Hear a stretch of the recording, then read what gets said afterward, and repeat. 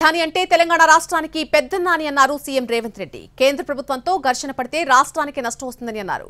మోడీ పెద్దన్న లాంటి వారంటూ సీఎం రేవంత్ రెడ్డి వ్యాఖ్యానించడాన్ని బీఆర్ఎస్ ఎమ్మెల్సీ కవిత తప్పుపట్టారు. ప్రధాని మోడీ పెద్దన్న ఎలా అవుతారో రేవంతే చెప్పాలన్నారు. ఈ వ్యాఖ్యలతో బీజేపీ కాంగ్రెస్ ఒక్కటేనని అర్థమవుతుందని విమర్శలు చేశారు ఎమ్మెల్సీ కవిత.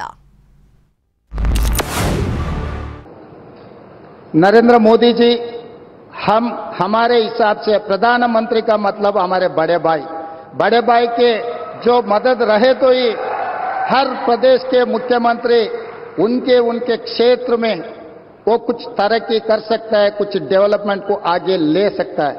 इसीलिए मेरा गुजारिश है इस वक्त तेलंगाना अगर आगे तरक्की करना है, हम भी गुजरात जैसा हम आगे जाना है तो यहाँ पर आपके मदद जरूरी है।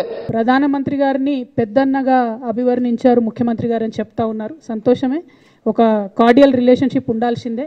కానీ ఈ పెద్దన్న మరి మొన్న బడ్జెట్లో ఒక్క రూపాయి కూడా తెలంగాణకి ఇవ్వకపోతే తెలంగాణ ముఖ్యమంత్రి గారు రియాక్ట్ అవ్వకపోవడం అన్నది చాలా దారుణం.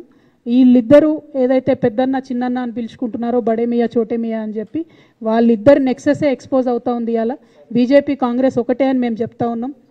తెలంగాణ ప్రజల హక్కుల కోసం మాట్లాడేది పోరాడేది కేసీఆర్ గారే అని మేము నిరంతరం చెప్తున్నాం. ఇవాళ అదే నిజమైంది.